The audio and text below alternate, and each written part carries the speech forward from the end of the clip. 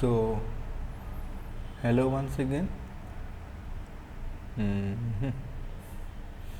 আচ্ছা, সো আমরা রেকর্ডিং শুরু করে দিয়েছি আর কি, ঠিক আছে। সো আজকে আমরা পড়বো হচ্ছে আইসিটির অ্যান্ড মেবি আইসিটি চ্যাপ্টার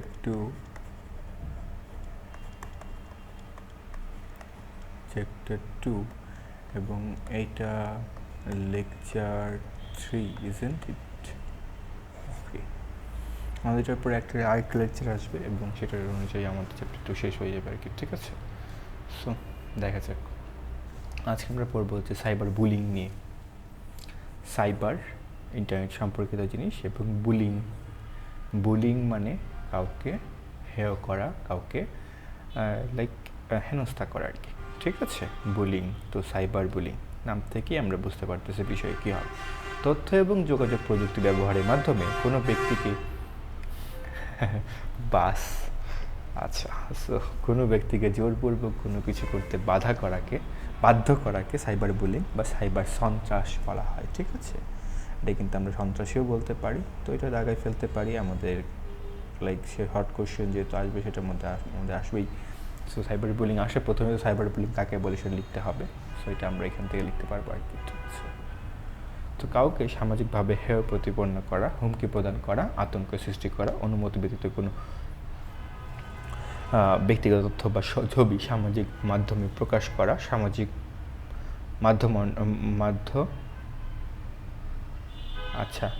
মাধ্যমগুলোতে যেভাবে লিখেছে, সো মাধ্যমগুলোতে বিভিন্ন স্পর্শকাতর বিষয় সম্পর্কে ভুল তথ্য প্রকাশ করা বা গুজব ছড়ানো, সমাজে বিশৃঙ্খলা সৃষ্টি করা বা সম্প্রদায়গত বিদ্বেষ ছড়ানো, এসব কিছুই সাইবার সন্ত্রাসের অন্তর্ভুক্ত, ঠিক আছে। সো এখানে কিছু জিনিস, প্রথমে হচ্ছে সম্প্রদায়গত বিদ্বেষ, ঠিক আছে। এটার মানে হচ্ছে ধর্ম নিয়ে বিভিন্ন কিছু যে আমরা দেখি সেটাকে আমরা সম্প্রদায়গত বিদ্বেষ বলতে পারি। আরেকটা আমরা দেখতেছি কি বিভিন্ন স্পর্শকাতর বিষয়, মানে যেগুলো সম্পর্কে একজন মানুষ, একটা ব্যক্তি বা একটা প্রতিষ্ঠানের ইমেজ জড়িয়ে আছে, ঠিক আছে।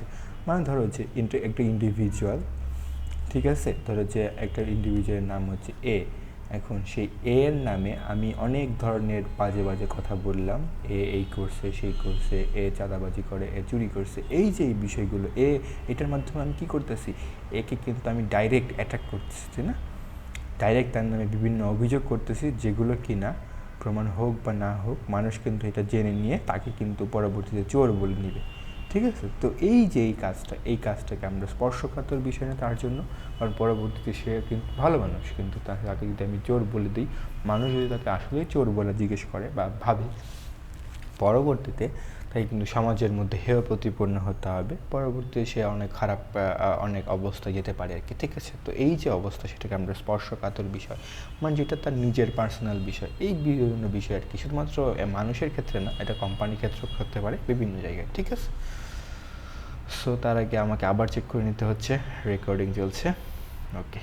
সো জাস্ট ইন কেস, ঠিক আছে, কারণ আমি যখন একটা রেকর্ড করি সে রেকর্ডে কিন্তু অনেকটা সময় যায়, ঠিক আছে, লাইক মিনিমাম 30 মিনিটস থেকে 1 আওয়ার হতে পারে। তো সেগুলো কিন্তু আমি যখন বলতেছি তখন সেটা যদি রেকর্ড আদৌ না হয়, তো সেটার জন্য আমাকে ডাবল চেক করতে হয়।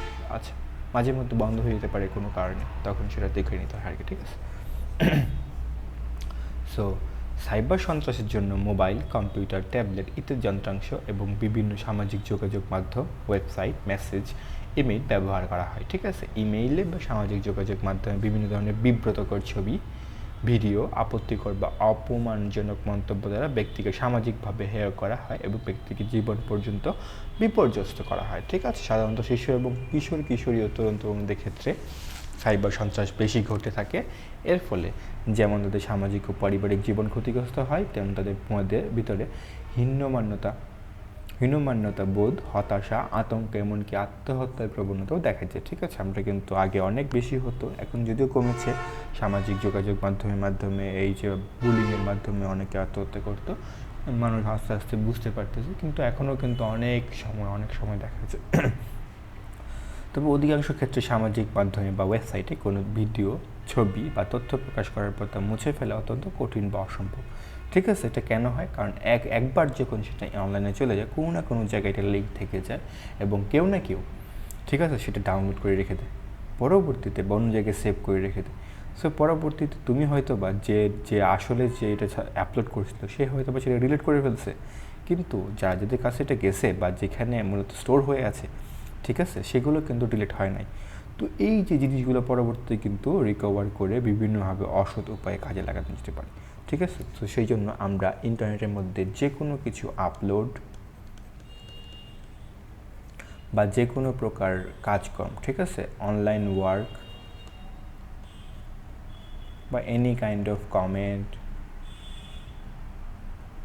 বিভিন্ন বিষয়ে আমরা অনেক সতর্কতার সহিত আমরা করে থাকবো। ঠিক আছে, কারণ একবার সেটা হয়ে গেলে, একবার যদি সেটা অনলাইনে চলে যায়, if it is published in online for once, এটা কিন্তু অনেক সময় সব সময়ের জন্য থেকে যাবে।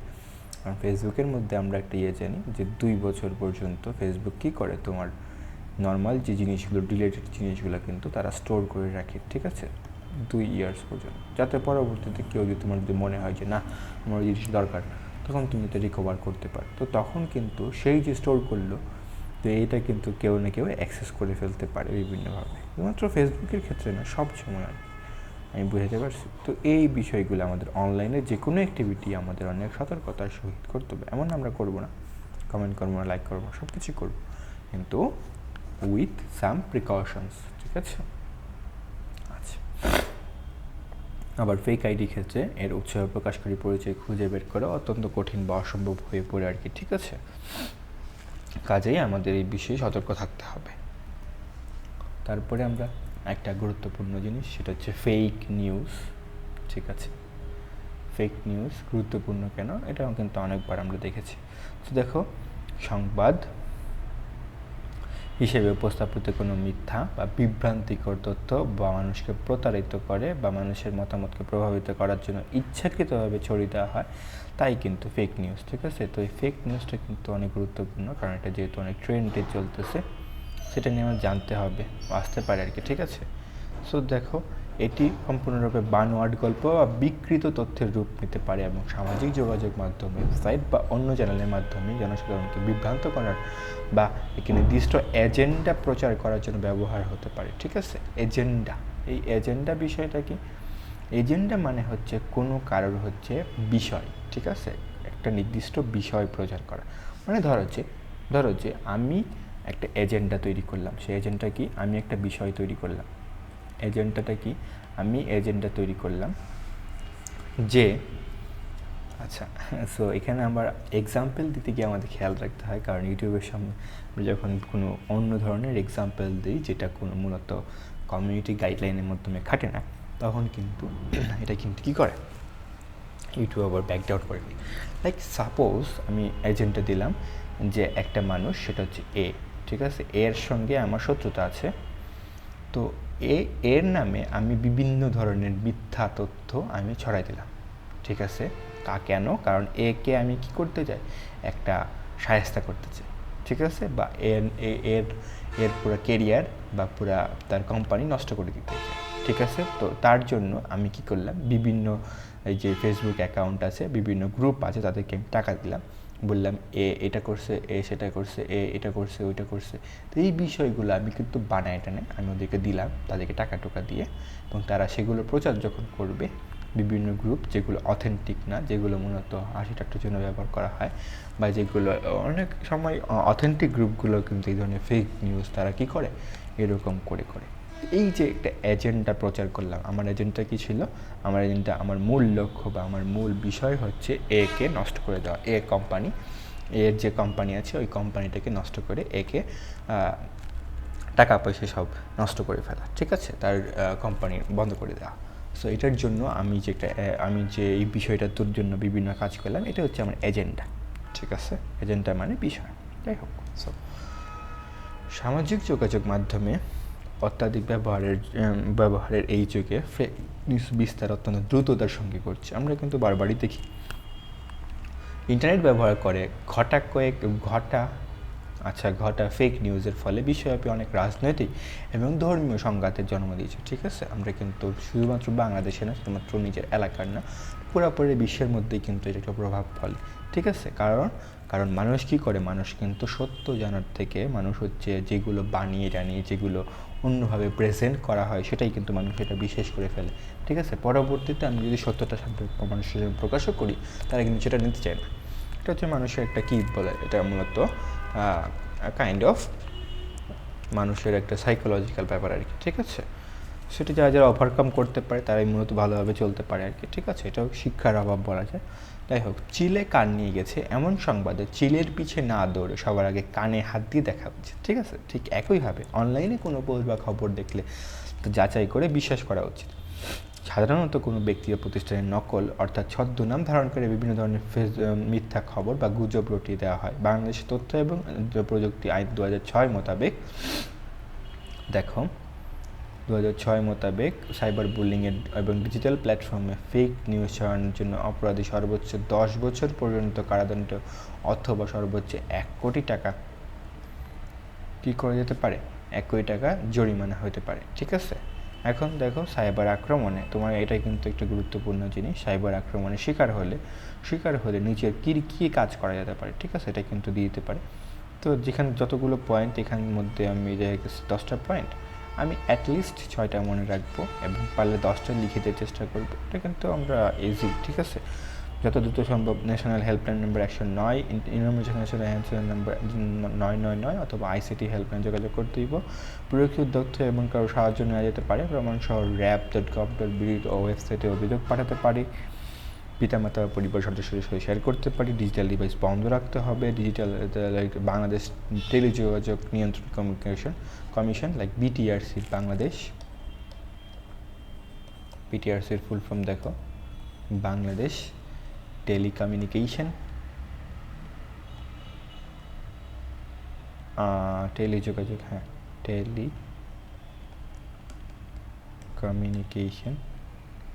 কমিউনিকেশন রেগুলেটরি নিয়ন্ত্রণ রেগুলেটরি কমিশন, CMMI সে কমিশন। যাই হোক, so Bangladesh telecommunication regulatory commission, CMM হবে। ঠিক আছে, আমি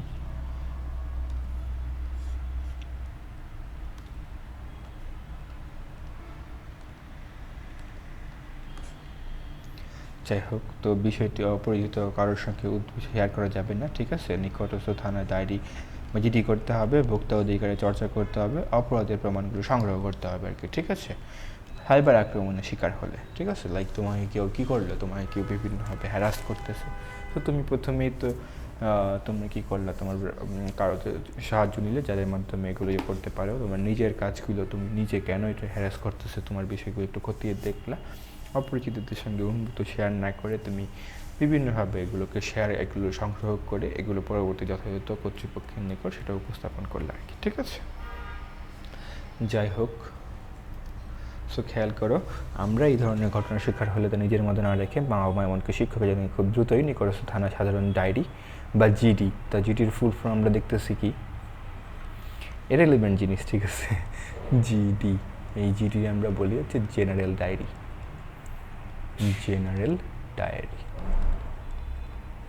মানে সাধারণ ডায়েরি। ঠিক আছে, সো জেনারেল ডায়েরি করবো। আমাদের দেশে এখন অনলাইনে জিডি করা যায়, সাধারণ চ্যানেল জিডি করা যায়, যে কোনো ওয়েব ব্রাউজারে gd.police.gov.bd, এটা নিয়ে কিছু বলার নেই। ঠিক আছে, যাই হোক, যেহেতু আমিও কি করতেছি এটা অনলাইনে পোস্ট করব, সো কেউ এটা কিন্তু অন্যভাবে ব্যবহার করতে পারে। যাই হোক, সো আচ্ছা, আইনশৃঙ্খলা রক্ষাকারী বাহিনীর বিভিন্ন ইউনিট যেমন র্যাপিড অ্যাকশন ব্যাটালিয়ন, র্যাপের full form rapid action battalion, counter terrorism unit CTU, ঠিক আছে, অপরাধ তদন্ত বিভাগ CID, ক্রাইম ইনভেস্টিগেশন ডিপার্টমেন্ট এবং মেট্রোপলিটন পুলিশ সহ সকল প্রকার ওয়েবসাইট আছে। ঠিক আছে, যেমন রিপোর্টো র্যাব আছে, হ্যালো সিটি অ্যাপ আছে ইত্যাদি প্লে স্টোর থেকে ডাউনলোড করে নিজের মোবাইল রেখে বিপদের সময় অপরাধ দমনে কাজে লাগাতে পারি। সাইবার জগতে কেউ দুর্ঘটনা শিকার হলে নিকটস্থ থানা জিডি কপি এবং নিজ তথ্যগুলো হেলিসিটি বা কাউন্টার টেরোরিজমে বা রিপোর্ট র্যাবে অ্যাপ্লিকেশন তথ্য পাঠাতে হবে, অথবা জিডি কপি সহ নিকটস্থ থানা সাইবার ক্রাইম হেল্প ডেস্কের সহযোগে যোগাযোগ করতে হবে। ঠিক আছে, সো এইগুলো আর কি। তো তারপরে আমরা আরেকটা গুরুত্বপূর্ণ বিষয় লাইক ইন্টারনেট ব্যবহারের নিরাপত্তার কৌশলগুলো আমরা কি নিরাপত্তা হুমকি ব্যক্তিগত তথ্য বা ডিভাইস রক্ষা করার জন্য প্রথমে তো আমরা 2 ফ্যাক্টর অথেন্টিকেশন লাইক 2FA, এটা কিন্তু গুরুত্বপূর্ণ। 2FA এর ফুল ফর্ম কি? 2 ফ্যাক্টর অথেন্টিকেশন চালু করব। ঠিক আছে, এটা কি একটু পরে দেখাচ্ছি। শক্তিশালী পাসওয়ার্ড ব্যবহার করে এবং সকল ডিজিটাল প্ল্যাটফর্মে একই পাসওয়ার্ড ব্যবহার না করা। ঠিক আছে, তারপর কম্পিউটার সফটওয়্যার এবং মোবাইল অ্যাপ্লিকেশন সফটওয়্যার দিয়ে নিয়মিত আপডেট করা, কেন? নাহলে বাগ হইতে পারে।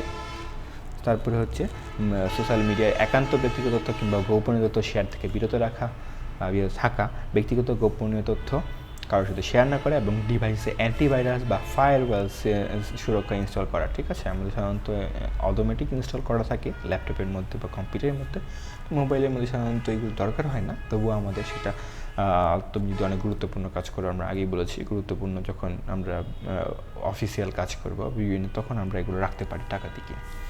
তারপরে দেখো 2 ফ্যাক্টর অথেন্টিকেশন এর অর্থ হচ্ছে আমরা যখন ইমেইল সোশ্যাল মিডিয়া বা অন্য অনলাইন অ্যাকাউন্টে প্রকাশ করার জন্য আইডি এবং প্রবেশ দিয়ে প্রকাশ করি, তখন একটি ওটিপির ফুল ফর্ম কি? 1 টাইম পাসওয়ার্ড, যে সাধারণত 6 ডিজিট 4 ডিজিট হতে পারে, আমাদের ফোনে বা মেইলে আসে। আমরা যখন সে ওটিপি দিই তখনই কেবল আমরা অ্যাকাউন্টে প্রকাশ করতে পারতাম নয়, ওটিপি সীমিত সময়ের জন্য পাঠাতে হয়তো না। ওটিপি আমরা কিন্তু একটা টাইম দেয়, যে দেখা গেছে বিকাশের ওটিপিগুলো 5 মিনিটের 3 মিনিটের হয়, তারপরে অন্যান্য ব্যাংকের এগুলো 5 মিনিট 3 মিনিটের হয়। ঠিক আছে, এটা পরবর্তীতে এটা কাজ করে না। একবার ব্যবহার করার পর ওটিপির মেয়াদ শেষ হয়ে যায় এবং পরবর্তীতে একই ওটিপি ব্যবহার করা যায়। 2 ফ্যাক্টর অথেন্টিকেশন চালু থাকলে সাইবার অপরাধীর পক্ষে কোনো অ্যাকাউন্ট হ্যাক করা বেশ কঠিন হয়ে যায়। মানে মূলত 2 ফ্যাক্টর অথেন্টিকেশন এখানে মূলত আমরা বুঝবো হচ্ছে, মানে আমরা সাধারণত আমরা একটা জিনিস অ্যাকাউন্টকে সিকিউর করার জন্য আমরা কী লাগে, আমাদের হচ্ছে আইডি লাগে এবং পাসওয়ার্ড লাগে। মানে আইডি তো সবাই জানে, ঠিক আছে, কিন্তু পাসওয়ার্ড কিন্তু তুমি কিন্তু নিজের কাছে রাখো। ঠিক আছে, আইডি ধরো যে তোমার একটা মেইল, সো আমার মেইল আছে, লাইক আমার একটা মেইল আছে হচ্ছে master.dipto @gmail.com। আচ্ছা, সো এটা আছে। সো এইটা এখন সবাই জানে, কারণ আমি সব জায়গায় এটা দিয়ে রাখছি, কিন্তু এটা পাসওয়ার্ড যেটা সেটা কিন্তু শুধুমাত্র আমি জানি। সো এই পাসওয়ার্ড দেওয়ার পরেও এখন এই পাসওয়ার্ড এবার হয়তো বা কেউ হয়তো বা কোনোভাবে এই পাসওয়ার্ড জেনে গেল, সেই জন্য আমি আরেকটা কী করে রাখছি, আমি হচ্ছে 2 ফ্যাক্টর অথেন্টিকেশন অন করে রাখছি, যেটার মাধ্যমে আমি কী করব, পাসওয়ার্ড দেওয়ার পরে গুগল বা অনলাইন যে কোনো সার্ভিস আমার কাছে চাইবে হচ্ছে আমার মোবাইলে বা আমার মেইলে একটা পাসওয়ার্ড, একটা 1 টাইম পাসওয়ার্ড বা ওটিপি চাইবে। এই যে এটা কেন আসছে, কারণ আমি এই 2 ফ্যাক্টর অথেন্টিকেশন চালিয়ে রাখছি, যেটার জন্য পাসওয়ার্ড দেওয়ার পরেও আমার কাছে ওটিপি আসবে। এখন মোবাইল কিন্তু খালি আমার কাছেই থাকবে ইন কেস, ঠিক আছে, যদি চুরি না হয়ে যায়, তো আমার কাছেই থাকবে। তো আমার কাছে এটা থাকার পরে কী হবে, সো শুধুমাত্র আমি যেটা ব্যবহার করতে পারতেছি। ঠিক আছে, সো আমি জানি এটা কী হবে। সো এটাই মূলত একটা এক্সট্রা লেয়ার অফ সিকিউরিটি। ঠিক আছে, পাসওয়ার্ডের পরেও আরেকটা যেটা দিবে সেটা হচ্ছে 2 ফ্যাক্টর অথেন্টিকেশন। যাই হোক, সেখান থেকে আমরা দেখলাম 2F এর ফুল ফর্ম 2 ফ্যাক্টর অথেন্টিকেশন, এবং ওটিপি হচ্ছে 1 টাইম পাসওয়ার্ড, যেটা কোনো 6 ডিজিটের হয়ে থাকে, 4 ডিজিটের হতে পারে, 3টেরও হতে পারে। ঠিক আছে, সাধারণত 4, 6, 8 এগুলো হতে পারে, এটা বেশি হয় না, যেহেতু এটা 1 টাইম কাজে দেবে। ঠিক আছে, এবং সীমিত সময়ের জন্য পাঠানো হয়। ঠিক আছে, সো দেখো বর্তমান সময়ে সোশ্যাল মিডিয়া ব্যবহার খুবই স্বাভাবিক একটা বিষয়। আমরা বিভিন্ন প্রয়োজনে এবং বিনোদনের জন্য সোশ্যাল মিডিয়া ব্যবহার করি, তবে আমাদের খুবই সতর্ক থাকতে হবে আমরা কোন ব্যক্তিগত তথ্য সোশ্যাল মিডিয়ায় শেয়ার করবো এবং কোনগুলো করবো না। ঠিক আছে, এটা কিন্তু অনেক গুরুত্বপূর্ণ আমরা জানা। হ্যাকাররা আমাদের সোশ্যাল মিডিয়ায় আপলোড করে বিভিন্ন কন্টেন্ট এবং সূত্র ধরে সোশ্যাল ইঞ্জিনিয়ারিংয়ের মাধ্যমে কোনো প্রতারণার মাধ্যমে আমাদের অর্থ সম্পদ হাতে নিতে পারে। ঠিক আছে, সোশ্যাল ইঞ্জিনিয়ারিং মানে কি, এই তো সোশ্যাল মিডিয়ার কন্টেন্টগুলো বা সোশ্যাল মিডিয়া আমাদের তথ্যগুলোকে বিভিন্নভাবে অ্যানালাইজ করে তার একটা আইডিয়া নিতে পারে আমাদের সম্পর্কে। ঠিক আছে, মূলত তুমি জানো না, কিন্তু সে কী করে, তুমি যদি সেভাবে সোশ্যাল মিডিয়া ব্যবহার না করতে পারো, তখন তোমার বিষয়ে তারা কিন্তু সেই আইডিয়া নিয়ে নিতে পারে। ঠিক আছে, তারপর দেখো 2 ফ্যাক্টর অথেন্টিকেশন চালু করে ধাপগুলো দেখাবেন হচ্ছে শিক্ষক ব্যবহারিক ক্লাসে। সো 2 ফ্যাক্টর অথেন্টিকেশন চালু করে ধাপগুলো অনেক ইজি বলা যায়। তুমি যদি দেখতে চাও, আমি যদি দেখি পরের পেজে দিয়েছে কিনা। আচ্ছা, দেন। সো এটা মূলত কীভাবে দেখা যায় আর কি। ঠিক আছে, লাইক আমার অ্যাকাউন্টে তুমি যদি চাও ম্যানেজ অ্যাকাউন্ট, এখানে সিকিউরিটি, ঠিক আছে, সিকিউরিটি গিয়েই তুমি এই দেখো এইখানে একটা অপশন আসতেছে, এই তো টু ফ্যাক্টর ভেরিফিকেশন। এটা আমার অন করা আছে 2016 সাল থেকেই, আগস্টের 22, 2016 সাল থেকে, যখন থেকে আমি জানি যে মূলত কীভাবে আর কি হয়েছে, ঠিক আছে। সো তখন থেকে আমি মূলত টু ফ্যাক্টর অথেন্টিকেশন বা ভেরিফিকেশন অন করে রাখছি। তো তুমি গুগলের মধ্যে এখানে গেলেই, এখানে ক্লিক করলেই তুমি পেয়ে যেত আর কি। যাই হোক, সো এটাই আর কি বিষয়। সো ব্যবহারিক কাজ শেষ নাকি। ফেসবুকের মধ্যেও বিভিন্নভাবে হইতেছে, সো সেটা আমি এখন দেখাচ্ছি না। যাই হোক, সো ব্যাক টু বিজনেস। আচ্ছা, সো এখন আমরা দেখব কম্পিউটার এবং ইন্টারনেট ব্যবহারের আসক্তি। সেটা কিন্তু আমরা ক্লাস 8-9-এও পড়েছি, ঠিক আছে, এটাই পড়েছি। কম্পিউটার আসক্তি আমাদের কি হয় আমরা জানি, এর নামও ছিল, তাই না? সো দেখি, আসক্তি বলতে একটা ভীতিকর শব্দ আছে এবং সবাই নিশ্চয়ই এর সাথে পরিচিত, ঠিক আছে। সাধারণত আসক্তি শব্দ ব্যবহৃত হয় মাদকের সাথে, তাই না? মাদক আসক্তি, ঠিক আছে। কোনো একজন ব্যক্তি মাদকে আসক্ত হয়ে গেলে তার জীবনটা এমনভাবে নষ্ট হয়ে যায়, সেখান থেকে বের হয়ে আসা কঠিন। এবং তারা আমরা জানি, মানে আসক্তি বলতে আমরা কিন্তু একটা বিষয়ের প্রতি মানে কনসেন্ট্রেটেড হয়ে যাওয়া, ওই বিষয় ছাড়া চলতে না পারা আর কি, সেটা বিষয় বোঝাচ্ছে।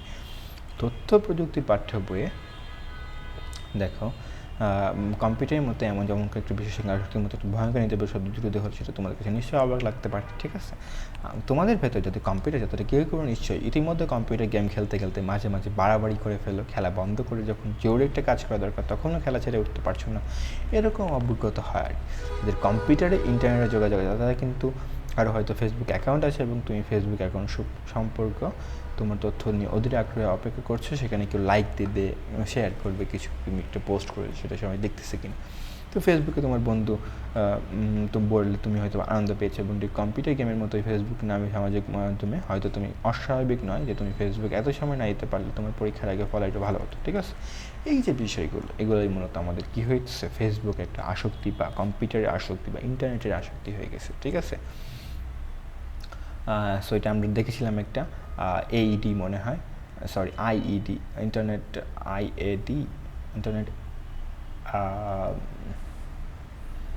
ডিসঅর্ডার কাইন্ড অফ কিছু একটা ছিল, আমি ভুলে গেছি নামটা, ঠিক আছে। সো তোমরা নামটা মনে করতে পারলে জেনে নিও, ঠিক আছে, লিখে রাখো, ঠিক আছে। যাই হোক, নামটা আমি ভুলে গেছি, একটা ভালো নাম ছিল আর কি, ঠিক আছে। ইন্টারনেট ডিসঅর্ডার কাইন্ড অফ, আমি ভুলে গেছি নামটা। 9-10 বইয়ে ছিল, সরি 8-এর বইয়ে ছিল বা 7-এর বই। যাই হোক, তো তোমাদের অনেকে কম্পিউটার গেম বা কিংবা ফেসবুকের মতো একটা গুরুত্বপূর্ণ তোমরা তো দেখো, মাদক যেমন জীবনের জন্য ক্ষতিকর, বাড়াবাড়ি করা হলে কম্পিউটার বা ইন্টারনেট সেরকম ক্ষতিকর। মানে দিন শেষে আমাদের সব কিছুরই আমাদের একটা কন্ট্রোলড ইউজ আমরা যখন পারি সেটাই আমাদের জন্য ভালো হয় আর কি, ঠিক আছে। কন্ট্রোল যদি না করতে পারি সেটাই আমাদের জন্য কী হয়ে যায়, আসক্তির কারণ হয়ে যায়, ঠিক আছে। Internet addiction disorder kind of, আমি যদি দেখতে চাই addiction disorder,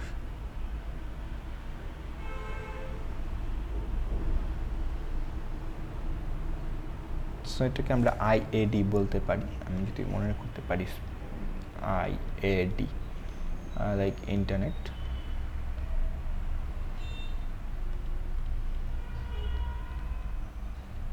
addiction disorder, maybe এর একটা নাম, আমি কনফার্ম না, ঠিক আছে। সো আমার মনে হচ্ছিল এটা একটু দেখে দেওয়া দরকার। যাই হোক, সো কম্পিউটার গেমে আসক্তি দেখো, কম্পিউটার গেমে আসক্তিটা প্রায় শুরু হয় শৈশব থেকে। বেশিরভাগ সময় কাটাতে অভিভাবকদের অজ্ঞতার কারণে কম্পিউটার একটা টুল এবং এটি দিয়ে নানা ধরনের কাজ করা যেতে পারে। এই প্রয়োগী সম্পর্কে এত সুন্দর সুন্দর কথা বলা হয়েছে যে অনেক সময় অভিভাবকরা ধরে নেন এটা যে সব কিছু যা কিছুই করা হবে সেটাই ভালো, ঠিক আছে।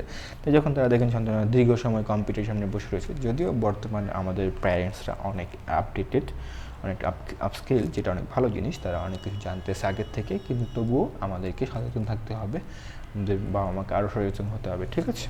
কম্পিউটার গেম তাদের বিনোদন নানা মাত্রা রয়েছে, ঠিক আছে, সেটা সব কিছুই বাড়াবাড়ি করা যাবে। সো এটাই মূলত আমাদের কাজ। সো এখানে অন্য কিছু দেখতেছি না আর কি, ঠিক আছে। সো এখানে একটা উদাহরণ দেয়া আছে, দেখো যে দেখো কোরিয়ার একজন মানুষ টানা 50 ঘন্টা কম্পিউটার গেম খেলে মৃত্যুর কোলে ঢলে পড়েছিল, ঠিক আছে। চীনের এক দম্পতি কম্পিউটার গেম খেলার অর্থ জোগাড় করতে তাদের শিশু সন্তানকে বিক্রি করে দিয়েছিল, ঠিক আছে, এটা আমরা পড়েছিলাম, ঠিক আছে। সো কারণ কম্পিউটার গেমের মধ্যে বিভিন্ন জিনিস কিনতে গিয়ে তারা কিন্তু তখন দেখা গেছে এত তাদের আসক্তি ছিল, তারা সেটাতে বের হতে পারতেছিল না, কিন্তু তাদের তো টাকা তো লিমিটেড, তাই না। সো তারা গেম খেলার টাকা তো আর দিবে না কেউ। সো তারা ওই টাকার না চিন্তা করে পরবর্তীতে যখন টাকা চাইতেছে সবাই মিলে, মানে যারা যাদের টাকা নিছে বা ব্যাংক টাকা চাইতেছে, তখন মূলত তারা যে ছেলে না মেয়ে ছিল যেন তাকে বিক্রি করে মূলত তাদেরকে এই কাজটা করতে হয়েছে, টাকাটাগুলো মিটাতেছে, ঠিক আছে। সো সেই কাজ আমাদের খেয়াল করতে হবে। তারপরে এইখানেও জাস্ট সামাজিক নেটওয়ার্কে আসক্তি একই জিনিস। আমরা সব কিছু কী করি, Facebook, Instagram, LinkedIn, TikTok, Likee, এগুলোর মধ্যে সাইডে যে পড়িয়ে রাখতে চাই, এগুলো আমাদের কি করে, আমাদের ফ্রেন্ডের মতো কাজ করে আর কি, ঠিক আছে। আমরা যখন একা একা অনুভব করি, মানে মানুষ যেহেতু আজকাল ফেসবুক বা ইন্টারনেটে বা এই যে মোবাইল আসার পরে মানুষ আস্তে আস্তে নিজেদের থেকে একে অন্য থেকে বিচ্ছিন্ন হয়ে যাচ্ছে, আমরা সবসময় এই সময় সময় দিই ভার্চুয়াল ফ্রেন্ডের প্রতি আমরা বেশি গুরুত্ব দিই, কারণ সেখানে আমরা কেউ জাজ করতেছি না, আমরা যাদের সঙ্গে দরকার তাদের সঙ্গে আমরা ফ্রেন্ডশিপ করতে পারতেছি। এই যে আমাদের এই যে এইগুলোর মাধ্যমে কী হতেছে, আমরা নিজেদেরকে সোশ্যালি আইসোলেট করে ফেলতেছি, ঠিক আছে। সো এই বিষয়গুলো পরবর্তীতে আমাদের সামাজিক যোগাযোগ নেটওয়ার্ক মাধ্যমে আসক্তি তৈরি করতেছে আর কি, ঠিক আছে। সেটা আমাদের খেয়াল রাখতে হবে আর কি।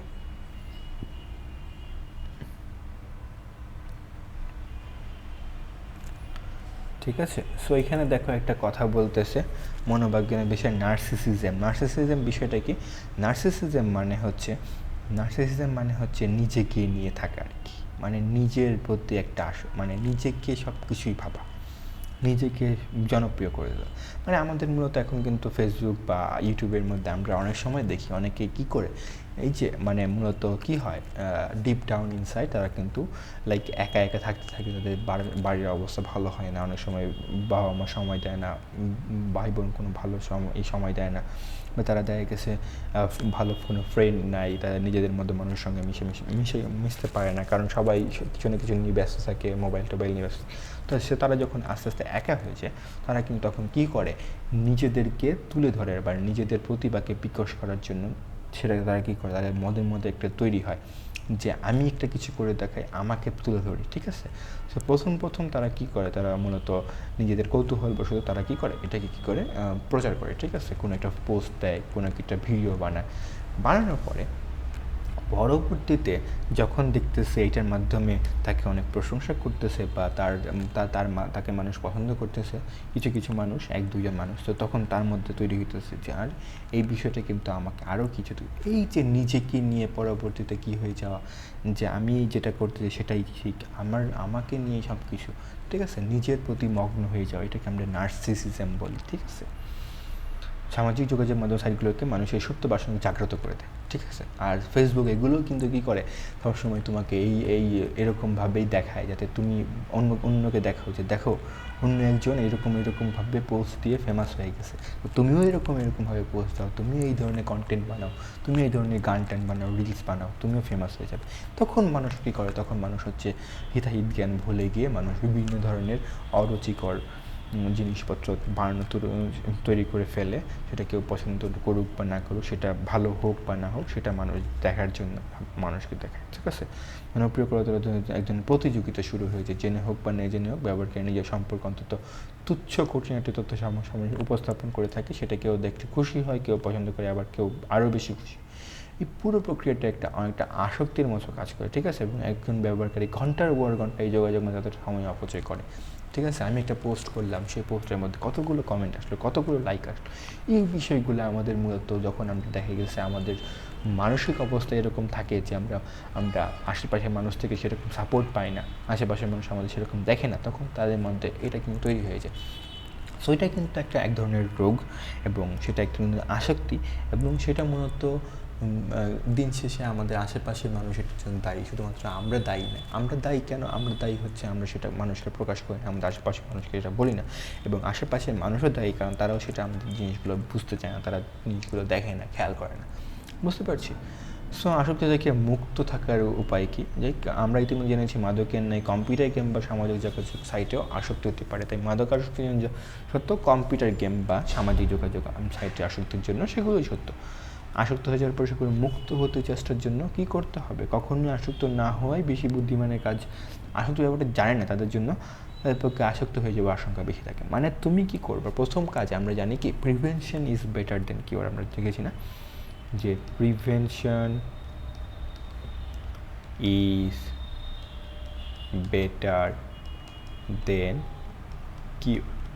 মানে কি প্রিভেনশন মানে কোনো কিছু মানে না হতে দেওয়া আর কি, মানে রোগ হওয়ার আগেই আমরা কি করতে পারি, আমরা যদি নিজেদের সচেতন করে ফেলি তখন এই যে রোগ হওয়ার পরে সেটা সারা সেই বিষয়টা আমাদের দরকার হয় না।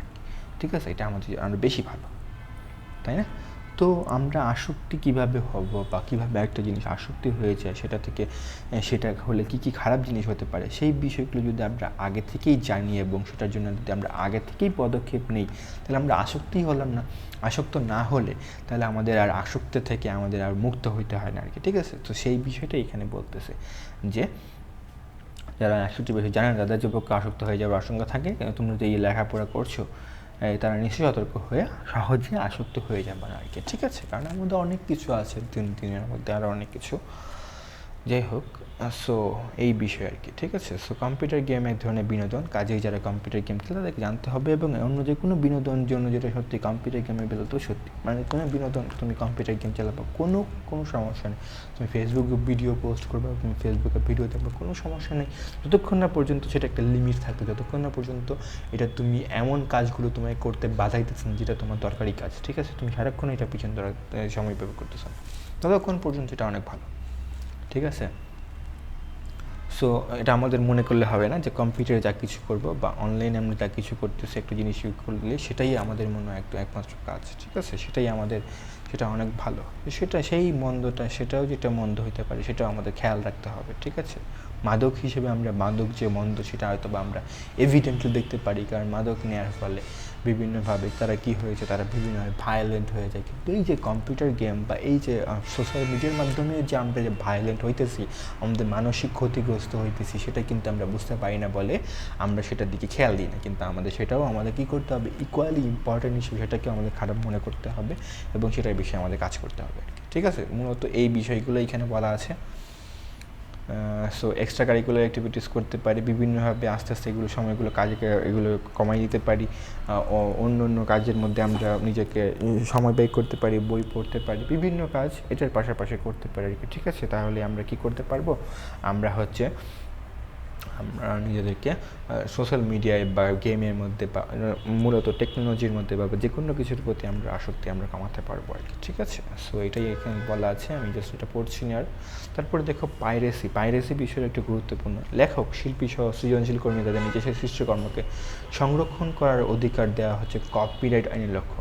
তো আমরা জানি কপিরাইট আইন হচ্ছে সেই আইন যেই আইনের মধ্যে লেখক, শিল্পী সহ সৃজনশীল কর্মী তাদের নিজেদের সৃষ্টকর্মকে সংরক্ষণ করার অধিকার দেয়। লাইক ফর এক্সাম্পল, আমি যে এই একটা ক্লাস তৈরি করতেছি, এটা কি করতেছি, এটা আমি নিজের মতো তৈরি করতেছি না, নিজে আমি সময় দিতেছি না, নিজে আমি তোমাদেরকে পড়াইতেছি, নিজে আমি এটার বিষয়ে রিসার্চ করতেছি। তো এই যে এটা কাজ, এটা আমি নিজের সৃজনশীল উদ্ভিদ না, নিজে একটা জিনিস করতেছি না। তো এটা যাতে অন্য কেউ আমার জিনিসগুলো নিয়ে তারা নিজেদের মাধ্যমে নিজেদের নামে না চালায় দেয়, সেই বিষয়ে যে আমাকে কি করে একটা অধিকার দিতেছে, সেটাই মূলত আমাদের কপিরাইট আইনের লক্ষ্য। ঠিক আছে, লাইক আমি যদি এরকম কোনো কন্টেন্ট তৈরি করি যেটা মূলত আমি অনেক কষ্ট করে বানাইছি এবং সেটা যদি আমি লাগাই দিই যে এটার উপর আমার কপিরাইট আছে, এটার উপর আমার কি সত্য আছে, ঠিক আছে, বাংলায় যেটাকে আমরা বলি সত্য। তো এই সত্য যদি থাকে তখন আমরা কি করব, তখন আমরা কিন্তু এটার মাধ্যমে একটা আইনি একটা পাওয়ার পেয়ে যাব, যেটা মূলত আমার কাজগুলোকে প্রোটেক্ট করার জন্য ব্যবহার করা হবে আর কি। ঠিক আছে, সো এটাই মূলত কপিরাইট আইন। সাধারণতভাবে একটি মুদ্রিত পুস্তকের কপিরাইট ভঙ্গ করে সেটা মুদ্রণ করা যথেষ্ট ঝামেলাপূর্ণ এবং ব্যয়বহুল। ঠিক আছে, কিন্তু কম্পিউটারের বেলা যে কোনো কিছু মানে মূলত বলতেছে আমরা বইও কিন্তু এগুলো কপিরাইট, সব কিছু দিয়েই কপিরাইট থাকে। ঠিক আছে, আমরা যে এরকম একটা এই যে আমরা কি করি, এই তো আমরা সরকারি বইগুলো পাইতেছি, এটাও কিন্তু আমাদের কপিরাইট কাদের কাছে, সরকারের কাছে আছে। তো সরকার কী করেছে, কপিরাইটের মাধ্যমে এমনভাবে করে রাখছে যাতে অন্য কেউ বা ধরো যে আমি যাতে ওই বইটা ছাপায় না দিয়ে নিজে টাকা রুচি না করি, ঠিক আছে, এটা হচ্ছে এটা কপিরাইটের আন্ডারে পড়ে যাবে। সো এটা কিন্তু দেখা গেছে এখন কিন্তু কম্পিউটারের যুগে বা অনলাইনের যুগে কী হয়, সব কিছুই কিন্তু কপি করে ফেলা যায়, সব কিছু অবিকল প্রতিলিপি করা যায় খুব সহজে, ঠিক আছে। বিশেষজ্ঞ হওয়ার পর প্রয়োজন পড়ে না যে কেউ কি ডাউনলোড করে সেটা ইয়ে করে। এই কারণে কম্পিউটার সফটওয়্যার কম্পিউটারে করা সৃজনশীল কর্ম যেমন ছবি, অ্যানিমেশন, বিভিন্ন কপির সংরক্ষণ করার জন্য বাড়তি ব্যবস্থা নিতে হয়, ঠিক আছে। যখনই এরূপ কপিরাইট আইনের আওতায় কোনো কপিরাইট হোল্ডারের অধিকার ক্ষুণ্ণ হয়, তখন সে কপিরাইট বিঘ্নিত হয়েছে বলে ধরা নেওয়া যায়। আর এই যে ঘটনা সাধারণত আমরা পাইরেসি বা সফটওয়্যার পাইরেসি নাম অভিহিত। মানে সফটওয়্যার পাইরেসি মানে কি, পাইরেসি মানে হচ্ছে কোনো কিছু বিষয় বা কোনো জিনিস যেটা মূলত কপিরাইট আইনের আন্ডারে ছিল সেটাকে মূলত লঙ্ঘন করে, সেটাকে কি করা, কপিরাইট আইন লঙ্ঘন করে সেটাকে কপি করে হুবহু অবিকল প্রতিলিপি তৈরি করে সেটা বিক্রি করা বা সেটা বাজারে ছড়িয়ে দেওয়া, ঠিক আছে। এটা হচ্ছে মূলত পাইরেসির কাজ। বুঝতে পেরেছি। লাইক ফর এক্সাম্পল, আমি ধরো যে একটা ভিডিও, আমার নিজের ভিডিও আমি কি করলাম, আমার ইউটিউব চ্যানেলে আপলোড করলাম। এখন এটা হচ্ছে আমার কন্টেন্ট, এটা আমি কপিরাইট দিয়ে আমি ক্লেম করে রাখছি যে এটা আমার কপিরাইট, ঠিক আছে। এখন তুমি কি করলা, তুমি আমার সেই সেম ভিডিও তুমি নিজে একটা ইউটিউব খুলে সেটার মধ্যে তুমি কি করলা, আপলোড করে দিলা। কী করলা, আমাকে না জানায়, আমাকে তুমি না জানায় তুমি নিজের বলে এটাকে চালাই দিলা, আমার নাম এখানে কোথাও উল্লেখ করলা না, তুমি নিজের বললা, তুমি বললে সবাইকে বাকিদেরকে জানালা যে এটা তুমি তৈরি করছো, ঠিক আছে। তো এই যে এটা কাজ করছো, এই কাজটাকে আমি কি বলবো, পাইরেসি বলবো, ঠিক আছে, পাইরেসি। বুঝতে পেরেছি। সেটার ভালো একটা ডেফিনেশন আছে, এখানে ভালো ডেফিনেশন নাই, তো তুমি কিন্তু এটা লিখে নিও, ঠিক আছে। পাইরেসি কাকে বলে এটা কিন্তু আসতে পারে মূলত, পাইরেসি কাকে বলে, ঠিক আছে। সো খেয়াল করো, কপিরাইট আইনের আওতায় সংশ্লিষ্ট উদ্যোক্তা, নির্মাতা এবং প্রোগ্রামার তাদের নিজেদের কপিরাইট সফটওয়্যার মেধাস্বত্ব সংরক্ষণ করতে পারেন, ফলে তাদের অনুমতি ব্যতীত ওই সফটওয়্যার প্রতিলিপি করা বা সেটির পরিমার্জন বা নতুন কিছু সৃষ্টি করে আইনাদি সৃষ্টি অবৈধ হয়েছে, ঠিক আছে। ফলে কপি বা নতুন সৃষ্টির আইনগত ভিত্তি থাকে না। কপিরাইট সফটওয়্যার পাইরেসি সোজা হলো বিশ্বব্যাপী পাইরেসি প্রকোপ খুব বেশি, একথা বলা যায় না, কারণ বড় বড় সফটওয়্যার কোম্পানিগুলো কী করে মেধাস্বত্ব সংরক্ষণ করার জন্য, বিশ্বব্যাপী পাইরেসি নজরদারি করার জন্য বিজনেস, এটা কিন্তু গুরুত্বপূর্ণ, এটা কিন্তু অনেক গুরুত্বপূর্ণ, বিজনেস সফটওয়্যার অ্যালায়েন্স বিএসএ তৈরি করেছে, ঠিক আছে। বিএসএ, বিজনেস সফটওয়্যার অ্যালায়েন্স, মানে একটু সংস্থা যেটার মাধ্যমে এই যে বিভিন্ন জায়গায় কী করে, এরা মূলত এগুলো মনিটর করে কারা মূলত এটা কপি করতেছে, ঠিক আছে।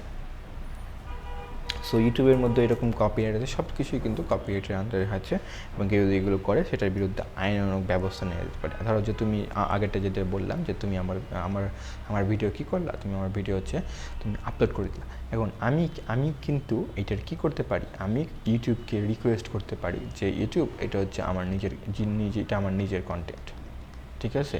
সে কী করছে, সে এই লোকটা ব্যবহার করতেছে। সো ইউটিউব কী করবে, সেই ভিডিওটা তোমার এটা চেক করবে, আমার ভেরিফাই করবে এটা আসলেই আমার ভিডিও কিনা, এবং সেটা যদি আমি প্রমাণ করতে পারি বা ইউটিউব যদি এটা প্রমাণ দেখে, তখন তোমার ভিডিওটাকে সে কী করে ডিলিট করে দিবে নিজে থেকেই, বা তোমার উপর স্ট্রাইক করে দিবে, তোমার চ্যানেলটিকে বন্ধ করে দিতে পারি, এরকমও আছে, ঠিক আছে। সো সেই বিষয়ে আমরা সতর্ক থাকতে হবে, আমরা অন্যদের বিষয় নিজেদের নিয়ে চালাবো না আর কি, ঠিক আছে। কারণ সেটা তাদের একটা কি, তাদের হচ্ছে একটা শ্রম, ঠিক আছে। সবসময় আমরা এটা খেয়াল রাখবো, অন্যের হক মেরে খেয়ে আমরা বলি না, অন্যের যে লাভ মেরে আমরা খেয়ে দিব না কোনো সময়, ঠিক আছে। অন্যের জিনিস আমরা নিব না, এটাই আর কি বিষয়। এখন এটার মধ্যে এই কপিরাইটের মধ্যে আবার কিন্তু কিছু আছে, এবং কিছু কন্টেন্ট আছে, লাইক কিছু কন্টেন্ট আছে আমি আবার আরেকটা কন্টেন্ট বানালাম, এটা আবার আমি ইউটিউবে দিলাম, সেটাকে আমি কি করে দিলাম, এটাকে আমি বললাম হচ্ছে ফেয়ার ইউজের আন্ডারে দিয়ে দিলাম, ঠিক আছে। ফেয়ার ইউজ বা দেখা গেছে এটাকে আমি উইদাউট কপিরাইট দিয়ে দিলাম, তখন তুমি যদি এটা তুমি যদি আপলোড করো, আমি কিছু বলবো না, বা এটা ইউটিউবও তোমাকে ডিলিট করবে না, ঠিক আছে। বুঝতে পেরেছি। ইউটিউব কিন্তু সবসময় আমরা যখন একটা জিনিস আপলোড করি তখন ইউটিউব কিন্তু সবসময় আগে থেকে একবার চেক করে, চেক করে, ঠিক আছে, যেটা এটার মধ্যে কোনো কপিরাইট কন্টেন্ট আছে। সেটা আমি কেন করব? যখন ধরো যে এমন কোনো বিষয় সেটা সবাই জানা দরকার আমি বলে মনে করি, সবার জানা দরকার, এবং যে কেউ এটাকে ব্যবহার করে যে কোনোভাবে, জাস্ট আমার মূল উদ্দেশ্য হচ্ছে মানুষকে জানানো। সো সেই বিষয়গুলো তখন ফেয়ার ইউজার আন্ডার আমি দিয়ে দিতে পারি, সেটা থেকে আমি কোনো টাকা রুজি করতে পারবো না, সেটা থেকে আমি কোনো কিছু এটা আমার জিনিস বলে চালাবো না। যেমন আমরা দেখেছিলাম যে আমরা একটা নিউজ দেখছি, লাইক আমাদের অব্র কিবোর্ড, ঠিক আছে, অব্র কিবোর্ড, এই অব্র কিবোর্ডের মধ্যে কিন্তু কোনো কপিরাইট নেই। তো অব্র যে তৈরি করেছেন, যে মূলত 21 পদক পাচ্ছেন আমাদের এই বছর, সো সে এবং তার বন্ধুরা তারা মূলত বাংলা লেখাকে কম্পিউটারের মাধ্যমে, লেখার মাধ্যমে সবার কাছে উন্মুক্ত করে দেওয়ার জন্য তারা কিন্তু এটা বানাইছে, যদিও নিজেরা বানাইছে, নিজেদের শ্রম দিয়েছে, কিন্তু এখানে কোনো কপিরাইট দেয় নাই, মানে এটা থেকে তারা কোনোদিন টাকা রুজি করে নাই, ঠিক আছে, এটা সবার জন্য উন্মুক্ত করে দিয়েছে। এবং সেগুলো কিন্তু নোবেল কজ আর কি, ঠিক আছে, নোবেল কজ, এবং সেটা কিন্তু অনেক বড় একটা কাজ করেছে। তো এটার জন্য তাকে সম্মান দেওয়া হচ্ছে অবশেষে, যদিও আমাদের অনেক আগেই তাদেরকে সম্মাননা দেওয়া দরকার ছিল, তাদের প্রাপ্য সম্মান, রাষ্ট্রীয় সম্মান, তাদেরকে স্বীকৃতি দেওয়া দরকার ছিল, কিন্তু বর্তমানে দেওয়া হচ্ছে বা দেওয়া হবে, সেটা এসে ভালো। 21 পদক, যাই হোক, সো এইটাই একটি বিষয়। সো খেয়াল করো, তারপরে আমরা দেখতেছি কি সংসদের 2011 সালের প্রতিবেদন বলা হয়েছে পার্সোনাল কম্পিউটার ব্যবহারকারীদের প্রতি 10 জনের মধ্যে 7 জনই পাইরেসি মুক্ত, ঠিক আছে। বাংলাদেশেও পাইরেসি, সফটওয়্যার পাইরেসি নিষিদ্ধ, সব দেশেই মূলত নিষিদ্ধ বলতে গেলে। তারপরে দেখো কপিরাইট আইনের প্রয়োজনীয়তা। কপিরাইট আইন সৃজনশীল কর্মের স্রষ্টাকে নির্দিষ্ট সময় পর্যন্ত সৃষ্টিকর্মের উপর মালিকানা বা স্বত্বাধিকার দেয়। এখানে কিন্তু একটা খেয়াল রাখতে, দেখো নির্দিষ্ট সময়ের উপর, এই যে আমরা কপিরাইট ক্লেম, এটা মূলত সাধারণত 60 বছর হয়ে থাকে আর কি, 60 ইয়ার্স, মানে আমরা বিভিন্ন জিনিস থাকে, এটা ডিফাইন করে দেয় অনেকে, তবে নর্মালি টিপিক্যালি 60 বছর, মানে 60 বছর ধরে এটা মূলত যে তৈরি করছে তার জন্য এটা আর কি, ঠিক আছে। এখন মানুষের জীবনই মূলত দেখা গেছে লেটস সে 80 বছর, তো সেটা থেকে এটা তৈরি করছে হয়তো বা 40 বছর বয়সে, 60 বছর পাইলে তো তার জীবদ্দশা পর্যন্ত সে সেটা মালিকানা ভোগ করে যাবে, এরকম কাইন্ড অফ একটা আইডিয়া, বুঝতে পেরেছি। যদিও এটা চেঞ্জ হতে পারে, এটা জাস্ট এটা নর্মাল আইডিয়া আর কি, ঠিক আছে। ফলে কোনো সৃষ্টিকর্মের বাণিজ্যিক মূল্য থাকলে সেটা তার সৃষ্টিই পান, অন্যরা পান। যেহেতু প্রত্যেক মানব বেঁচে থাকার জন্য অর্থ প্রয়োজন, সেহেতু কবি, সাহিত্যিক, চলচ্চিত্র নির্মাতা, সফটওয়্যার নির্মাতা, ওয়েবসাইট ডিজাইনকারী সবারই অর্থের প্রয়োজন। তারা তাদের সৃজনশীল কর্ম সৃষ্টির জন্য পরিশ্রম, মেধা এবং কখনো কখনো অর্থও কিন্তু বিনিয়োগ করে। কাজে সৃষ্টকর্ম বিক্রি বা বিনিময়ের মাধ্যমে তাদেরকে বিনিয়োগের সুফল তুলতে দেওয়া উচিত বলে মনে করে অনেকে। কপিরাইট আইনের আওতায় প্রাপ্ত আইনগত অধিকার তাদের এই সুবিধায় দেয়, ঠিক আছে। মূলত কপিরাইট কেন দরকার? যারা সৃজনশীল কাজ করতে, যারা সৃষ্টি করতেছে একটু জিনিস, সেই সৃষ্টিকর্তাকে বা সেই সৃজনশীল ব্যক্তিকে তার বা সেই মালিককে তার প্রাপ্য জিনিসটা দেয় আর কি, ঠিক আছে। যদি এরকম না দেয়া হতো তখন কেউ আর এরকম কাজ করবে না, ঠিক আছে না, কারণ বিনিময় মূল্যে যদি কেউ যদি কিছু না পায়, বিনামূল্যে যদি সব কিছু করাতে পারতো, তাহলে যারা এই যে কবি সাহিত্য, তাদের তো আর কোনো টাকা থাকতো না, তারা তো অনেক শ্রম দিতে, তাদের তো মেইন কাজ এটাই, তাদের মেইন অনেকের মেইন আর্থিক উপার্জনের বিষয় হচ্ছে ইউটিউবের মধ্যে ভিডিও দিয়ে রুজি করে, ঠিক আছে না, অনেকে আছে। তো তারা যখন ইউটিউব থেকে ভিডিও যদি অন্য কেউ নিয়ে তারা যদি মনিটাইজ করে অ্যাডের মাধ্যমে টাকা পায়, সে তো টাকা পাবে না, তখন সে তো আর এইরকম ভিডিও বানাবে না। তো আলটিমেটলি আমরা তো আর কিছু পাবো না এই কাজগুলো করার জন্য আর কি, ঠিক আছে। আচ্ছা, তো যদি কোনো শিল্পী বা প্রোগ্রামার দেখতে পান যে তার দীর্ঘদিনের শ্রম এবং ফসল অন্যের কোনো স্বীকৃতিস্বরূপ বা বিনিময় মূল্যে তারা উপভোগ করছে বা ব্যবহার তাদের নিরুৎসাহিত হয়ে পড়বে, ঠিক আছে। কপিরাইট আইনের কার্যকারিতা সৃজনশীল কর্মীদের এই নিরুৎসাহিত হওয়া থেকেই রক্ষা করে, ঠিক আছে। তারপরে আমরা দেখেছিলাম, এটা আগেও ছিল আমাদের অনেকবারই, তো আমরা আবার দেখি তথ্য অধিকার এবং নিরাপত্তা। তথ্যের অবাধ প্রবাহ এবং জনগণের তথ্য অধিকার নিশ্চিতের লক্ষ্যে বিশ্বের বিভিন্ন দেশে তথ্য অধিকার, রাইট টু ইনফরমেশন, R2I, ঠিক আছে, RTI বলে, RTI, ঠিক আছে, রাইট টু ইনফরমেশনকে আমরা সংক্ষেপে কী বলি, RTI, ঠিক আছে। RTI ফাইল করা আমরা অনেক সময় শুনবো, দেখবো। সো RTI আইন প্রস্তুত, গণপ্রজাতন্ত্রী বাংলাদেশ সরকারের সংবিধানের চিন্তা, দেখো গণপ্রজাতন্ত্রী বাংলাদেশ সরকারের বাংলাদেশ সংবিধানের চিন্তা, বিবেক এবং বাক স্বাধীনতা ও তথ্য প্রাপ্তি অধিকার নাগরিকদের অন্যতম মৌলিক অধিকার হিসেবে স্বীকৃত। ঠিক আছে, মানে আমাদের সংবিধানের মধ্যে চিন্তা, বিবেক, বাক স্বাধীনতা এবং তথ্যর প্রাপ্তির অধিকার কোনো কিছু, সেটা হচ্ছে আমাদের মৌলিক অধিকার। ঠিক আছে, বর্তমানে কিন্তু দেখেছিলাম আমরা যে ইন্টারনেট ব্যবহার করাটাকে একটা মৌলিক অধিকার হিসেবে স্বীকৃতি দেওয়া হচ্ছে, যদি এটা সংবিধানে মনে বলা হয়নি, স্বীকৃতি দেওয়া হচ্ছে। ঠিক আছে, পরবর্তীতে তো করা হবে, ইন্টারনেট ব্যবহার করতে পারে। যেহেতু জনগণ প্রজাতন্ত্রের সকল ক্ষমতার মালিক এবং জনগণের ক্ষমতায়নের জন্য তথ্য অধিকার নিশ্চিত করার জন্য 2009 সালে, ঠিক আছে, কত সালে, 2009 সালে বাংলাদেশ সরকার তথ্য অধিকার আইন 2009 নামে একটি আইন চালু করে। এই আইনের আওতায় কর্তৃপক্ষের নিকট হতে প্রত্যেক নাগরিকের তথ্য লাভের অধিকার রয়েছে এবং কোনো নাগরিকের অনুরোধের প্রেক্ষিতে সংশ্লিষ্ট কর্তৃপক্ষ তাতে তথ্য সরবরাহ করতে বাধ্য আর কি। ঠিক আছে, মানে জেনারেল সেন্সে বা মূলত যেটা হওয়া দরকার সেটা হচ্ছে এরকম যে তুমি যে কোনো প্রজাতন্ত্রের অফিসার, যে কোনো কর্মকর্তা কর্মচারী যার কাছেই হোক না কেন, তোমার অধিকার নিয়ে বা তোমার তথ্য, যে কোনো তথ্য নিয়ে তুমি কিন্তু জানতে চাইলে তারা সেই তথ্য দিতে বাধ্য। কোন তথ্যগুলো? যেগুলো মূলত কোনো কী থাকে না, কোনো সরকারের কোনো গুরুত্বপূর্ণ নথি না, বা যেগুলো রাষ্ট্রের স্বার্থের সঙ্গে জড়িত সেই বিষয়গুলো না আর কি। ঠিক আছে, সেইগুলো বাদ দিয়ে দেখো, এই আইনের মাধ্যমে জনগণের তথ্য নিশ্চিত করা হলো সরকারি, স্বায়ত্তশাসিত এবং সংবিধিবদ্ধ সংস্থা এবং সরকারি এবং বিদেশি অর্থায়নে সৃষ্ট বেসরকারি সংস্থায় স্বচ্ছতা এবং জবাবদিহিতা বৃদ্ধি, দুর্নীতি হ্রাস এবং সুশাসন প্রতিষ্ঠা হবে। কিন্তু বর্তমানে কিন্তু আমাদের বাংলাদেশের মধ্যে এইগুলো হয় না। ঠিক আছে না, কোনো কিছুই আমরা চাইলে দিতে, যাই হোক সেটা অন্য কিছু আর কি। এই আইনের জনগণের তথ্য অধিকার নিশ্চিত করার পাশাপাশি সংস্থাসমূহকে তথ্য সংরক্ষণ করার নির্দেশ দেওয়া হয়েছে। ঠিক আছে, সংরক্ষণ করার নির্দেশ দেওয়া হয়েছে, যেরকম কিন্তু গত বছর আমরা দেখেছিলাম 2024 সালে লেখা ছিল যে সকল শিক্ষা প্রতিষ্ঠান 1 বছরের জন্য ফাইনাল পরীক্ষা বা বার্ষিক পরীক্ষার খাতা বা বার্ষিক মূল্যায়ন পরীক্ষার খাতা হচ্ছে মূলত সংরক্ষণ করতে পারবে, সংরক্ষণ রাখতে হবে, যে কোনো সময় যাতে চাইলে সেটা পাওয়া যায়। জনগণের যে কোনো বিষয় তথ্য প্রাপ্তি সহজ হয়েছে আর কি। ঠিক আছে, এই আইনের ফলে অনেক রাষ্ট্রের অনেক গুরুত্বপূর্ণ তথ্য যাদের একটি সুনির্দিষ্ট হয়েছে বলে মনে করা হয়, কিন্তু প্রকৃতপক্ষে যে সকল তথ্যের গোপনীয়তার সঙ্গে রাষ্ট্রের নিরাপত্তার বিষয়টি জড়িত। ঠিক আছে, সেই সকল ক্ষেত্রে এই তথ্য অধিকার আইন তথ্য প্রকাশকে বাধ্যতামূলক রাখা হয়নি। ধরা যাক পরীক্ষার প্রশ্নপত্র, ঠিক আছে, হ্যাঁ, পরীক্ষার আগেই প্রশ্নপত্র প্রকাশের জন্য কোনো সংস্থাকে এই আইনের আওতায় বাধ্য করা হলে তার সম্পূর্ণ পরীক্ষা পদ্ধতিকে প্রশ্নবিদ্ধ করবে, তাই না? এই কারণে পরীক্ষার প্রশ্নপত্র নিরাপত্তা অধিকার আইন সংরক্ষণ করে আর কি। এখন একইভাবে কোনো প্রতিষ্ঠানে কিছু কৌশলগত, কারিগরি বা বৈজ্ঞানিক তথ্য প্রকাশিত হলে সংস্থাটি বাণিজ্যিকভাবে ক্ষতিগ্রস্ত হবে। ঠিক আছে না, মানে আমার কোর বিষয়, যেমন দেখা গেছে লাইক প্রাণ কোম্পানি এখন সস বানায়।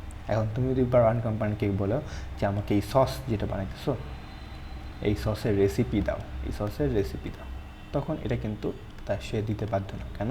কারণ এই সসের রেসিপি যদি তুমি জেনে যাও, তাহলে তারা যে সসের রেসিপির মাধ্যমে যে সসটা তৈরি করতেছে মানুষ তখন তোমার থেকে কিনে নেবে, তখন সে তো অনেক লস খাবে। ঠিক আছে, এই বিষয় এরূপ ক্ষেত্রে সে সকল তথ্য গোপন রাখাটা এই আইন লঙ্ঘন নয়। সবচেয়ে গুরুত্বপূর্ণ, যদি তুমি তথ্য প্রকাশ করে তাহলে সে নিরাপত্তা, অখণ্ডতা এবং সার্বভৌমতার প্রতি হুমকি সৃষ্টি করে, তাহলে তা এই আইনের আওতায় প্রকাশযোগ্য নয় আর কি। ঠিক আছে, এখন সস তুমি বলতে পারো সস কি আমাদের নিরাপত্তা, অখণ্ডতা এবং সার্বভৌমতার জন্য দরকারি না, কিন্তু ওই কোম্পানির কিছু রুলস অ্যান্ড রেগুলেশনের জন্য এটা দরকার। এটা হচ্ছে কোর জিনিস। এখন যদি বিষয়টা এরকম হয়, ওই সস খাওয়ার পরে কেউ যদি অসুস্থ হয়ে যায়, তখন সে কিন্তু এটা দিতে বাধ্য। ঠিক আছে, ইনভেস্টিগেশনের জন্য সে এটার জবাবদিহিতা দিতে বাধ্য। বুঝতে পেরেছি। আজকে মূলত আমাদের এই পর্যন্ত থাকবে। আমাদের নেক্সট ক্লাসে, লাস্ট ক্লাসে আশা করতেছি, সেটার মধ্যে আমরা ট্রাভেল শুটিং নিয়ে আমরা পড়বো, তাহলে আমাদের এই অধ্যায় শেষ হয়ে যাবে আর কি। ঠিক আছে, সো আজকে এই পর্যন্ত আর কি। ঠিক আছে, গুড ডে।